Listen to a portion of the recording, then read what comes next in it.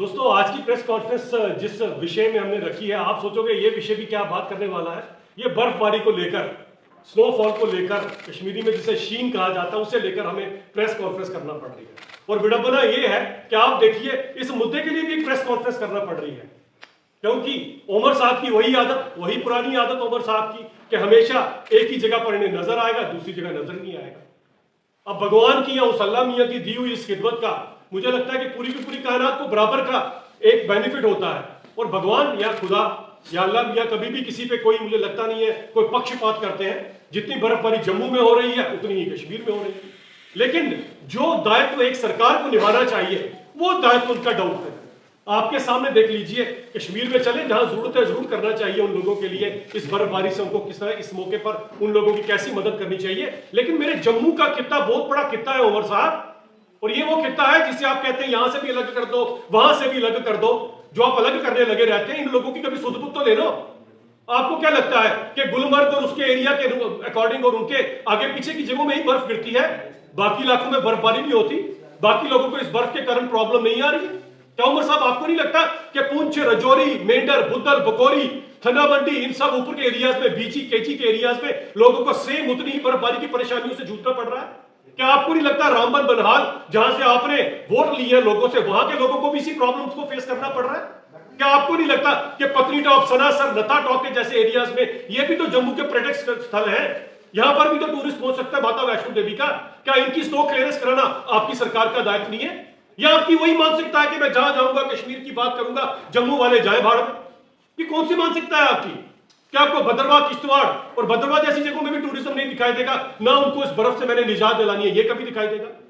उमर साहब, ये बड़े दुख की बात है कि आपका सारे का सारी प्रणाली, सारे का सारा प्रशासन चंद कश्मीर के लोगों को लेकर बड़ा संजीदा है, लेकिन मेरे जम्मू के डोडा, किश्तवाड़ की मैंने बात की, रामबन, बनाल की बात कर रहा हूं, रजौरी, पुंछ की बात कर रहा हूं, अपने बनी की भी बात करूंगा मैं, सरथल और बाकी के इलाकों के अंदर, लोहाई मलार के इलाके सारे के सारे, मशेडी के ऊपर के इलाके सारे के सारे, इन इलाकों में भी उतनी बर्फबारी हो रही है। इन लोगों को भी वही प्रॉब्लम है जो एक आम इंसान को फेस करना पड़ रही है। इन लोगों के बारे में आपने क्या सोचा उमर साहब?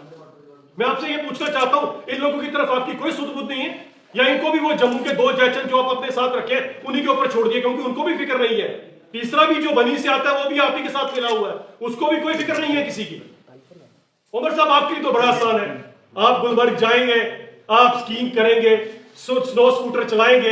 हो सकता है कि स्कीइंग करते समय आप शायद वही गाना शम्मी कपूर जी का दोहराएंगे, मस्त बहार हो काबे आशिक मैं जो चाहे यार करूं। अरे भाई साहब, आपके लिए तो वो बहार होगी, लेकिन उसके लिए अजाब होगी जो पुंछ के मंडी के अंदर ऊपर बैठा हुआ है, जिसकी मां सारी रात बेचारी बुखार से तड़पती रही और अभी रास्ता खुला नहीं हो, कैसे पहुंचाएगा? उसके लिए मुश्किल की बात है। जो लोहाई मलार में कहीं ऊपर, उसके बेटे की कल रात को कहीं बर्फबारी में स्लिप होने के कारण टांग टूट गई है, उसे नीचे बिलावर के हॉस्पिटल में अपने बच्चे को पहुंचाना, उसके लिए कितनी प्रॉब्लम। उमर साहब, सोचा आपने? रामबन, बनाल में कोई ऊपर बैठा है जिसकी बीवी जो है गर्भवती है, उसको कहीं नीचे पहुंचाना है, उसको वो कैसे पहुंचाएगा? उसका रास्ता कौन साफ करेगा उमर साहब? क्योंकि आपके मंत्रियों को, आपके बाकी के लोगों को, आपकी सरकार को तो किसी की सुध-बुध लेने की पड़ी नहीं। उनको भी आप अपने साथ ले जाएं गुलमर्ग स्कीइंग के ऊपर, उनको भी घुमाएं स्नो स्कूटर के ऊपर। मैं समझ सकता हूं वीवीआईपी लोग हैं, आप बड़े लोग हैं, आप तो लुत्फ उठाएंगे इस शीन का, इस बर्फबारी का, लेकिन वो आम इंसान जो मेरे ख्याल से आज आपकी इस त्रासदी के से बचने के लिए आपकी तरफ एक उम्मीद की निगाह से देख रहा है, उसके बारे में उमर साहब आपने क्या सोचा है? मेरे जम्मू खित्ते के साथ तो आप हमेशा और हमेशा ही नाइंसाफी करते आ रहे हैं, और ये बर्फ भी बता रही है कि उस भगवान की, उस खुदा की दी हुई नेमत जो है ये सब पे बराबर गिर रही है, लेकिन उससे लोगों को कैसे निजात दिलाने, उसमें उमर साहब केवल एक आंख से देख रहे हैं।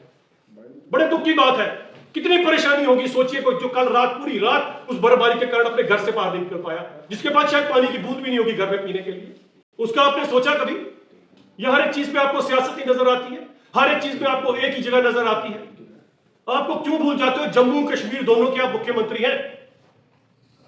ये तो बड़े दुख की बात है जो आप कर रहे हैं इसके अंदर। मैं बड़े भावुक होकर आपसे एक बात करता हूं कि कोई 4-5 दिन पहले, क्योंकि पूजा पाठ करते हैं हम लोग सुबह उठ के, मैंने जब भगवान के आगे माथा टेका तो मैंने परमात्मा को कहा कि मेरे यहां पर जम्मू कश्मीर के लोगों को पानी की दिक्कत हो जा रही है, बर्फ गिरनी चाहिए और पानी होना चाहिए लोगों के पास।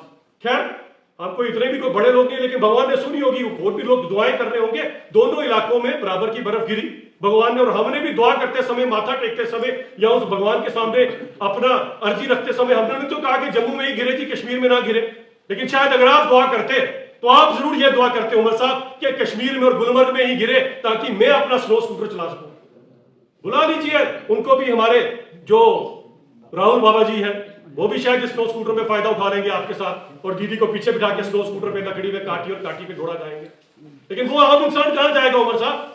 इसलिए मैं आपको इस प्रेस वार्ता के थ्रू ये कहना चाहता हूं कि जम्मू खित्ते का बहुत बड़ा एक इलाका और आपके कश्मीर से, हमारे भी कश्मीर से, जम्मू का जो है ज्यादा दुर्गम इलाका और ज्यादा पहाड़ी इलाका है। यहाँ के लोगों को ज्यादा परेशानी है क्योंकि 70-80 साल से आपने इन लोगों की सुध बुध नहीं ली है। इनको कोई ऐसा नेटवर्क नहीं आपने दिया, इनको कोई ऐसी सड़कें नहीं दी कि इस तरह की जब कोई त्रासदी आपदा आ जाए तो इन लोगों को भी हॉस्पिटलों तक पहुंचाया जा सके, इन लोगों को भी पानी पहुंचाया सके, इन लोगों को भी बिजली पहुंचाई जा सके। इस तरफ आपका बिल्कुल ध्यान नहीं है। इसीलिए आज मुझे इस इश्यू के लिए भी प्रेस कॉन्फ्रेंस करना पड़ रही है उमर साहब। इसलिए जरा नींद से जागे।